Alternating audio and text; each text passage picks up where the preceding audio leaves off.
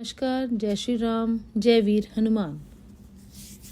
रामचरितमानस का सुंदरकांड बहुत प्रभावशाली है।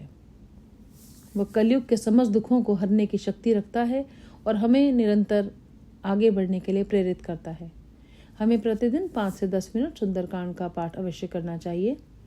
जैसा कि आपने देखा, इस सीरीज में मैं आपको सरल हिंदी में वृतांत बताती हूँ और बैकग्राउंड में आप उसकी चौपाई और दोहा पढ़ पाते हैं।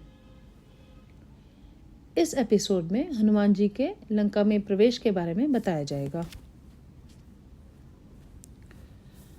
अयोध्यापुरी के राजा श्री रघुनाथ जी को हृदय में रखे हुए नगर में प्रवेश करके सब काम कीजिए।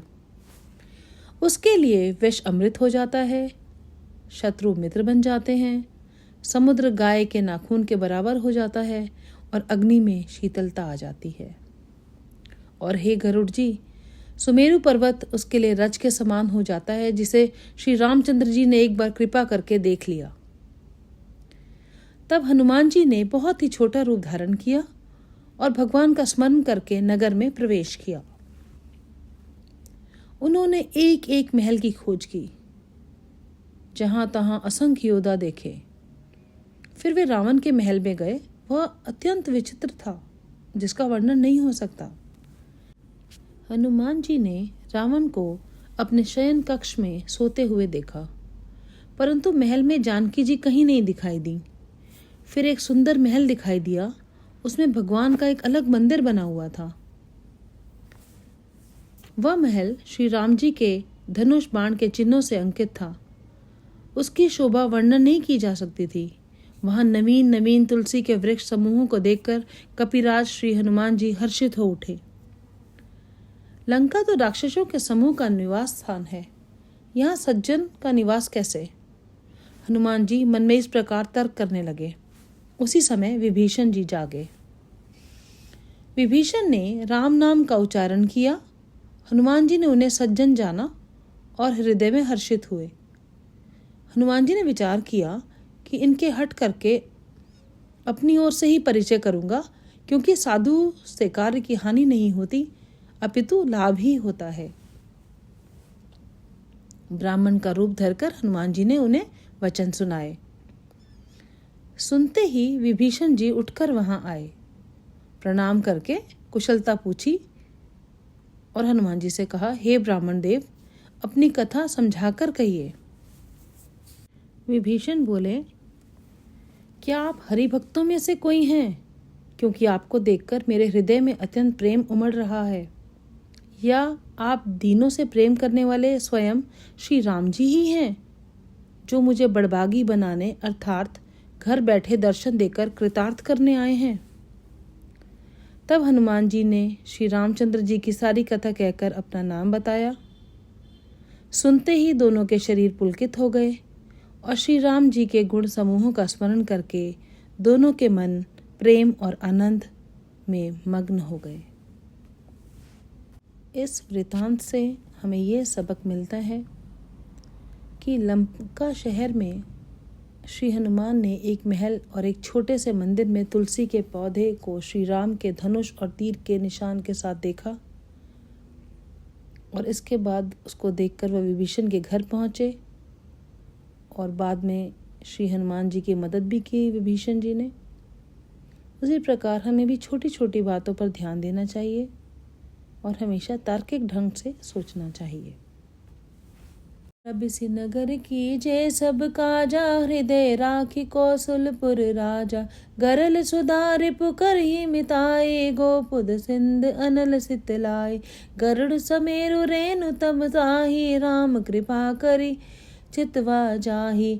अति लघु रूप धरेउ हनुमाना, पैठा नगर सुमिर भगवाना। मंदिर मंदिर प्रति करी सोधा, देखे जय तय अगणित जोधा। गयु दसानन मंदिर माही, अति विचित्र कही जात सुनाही। शयन किए देखा कपितेहि, मंदिर महु न दीखी बैदेही। भवन एक पुनि दीख सुहावा, हरि मंदिर तय भिन्न बनावा। जय सिया राम, जय जय सिया राम, जय सिया राम, जय जय सिया राम। रामायुध अंकित गृह शोभा बरनी न जाय। नव तुलसी का वृंद तहाँ देखी हर्ष कपिराय। सियापति राम जय जय राम मेरे प्रभु राम जय जय राम। लंका निशाचर निकर निवासा यहाँ कहाँ सज्जन कर बासा। मन महु तर्क करे कपि लागा तेहि समय विभीषण जागा। विभीषण जागा राम राम तेहु सुमिरन कीना। हृदय हरस कपि सज्जन चीना। एहि सन्हटे करहु पहचानी।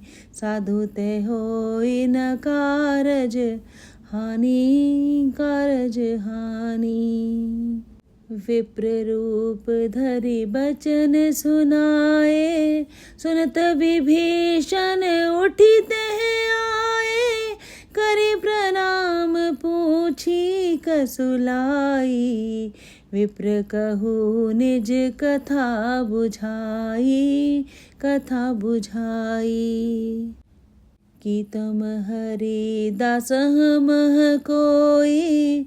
मोरे हृदय प्रीति अति होई। कि तुम राम दीन अनुरागी। आयहु मोहि करन बड़ भागी करन बड़ भागी। तब हनुमंत कही सब राम कथा निज नाम। सुनत जुगल तन पुलक मन। मगन सुमिर गुण ग्राम। सियापति राम जय जय राम मेरे प्रभु राम जय जय राम। सियापति राम जय जय राम मेरे प्रभु राम जय जय राम। धन्यवाद। जय श्री राम। राम आराध्य है राम आराधना। राम आराध्य है राम आराधना। राम है साध्य भी राम ही साधना। राम है साध्य भी राम ही साधना।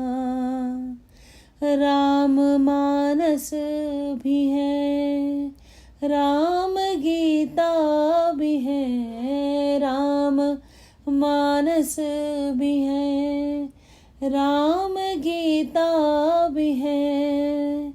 राम है राम जी राम सीता भी है। राम है राम जी राम सीता भी है।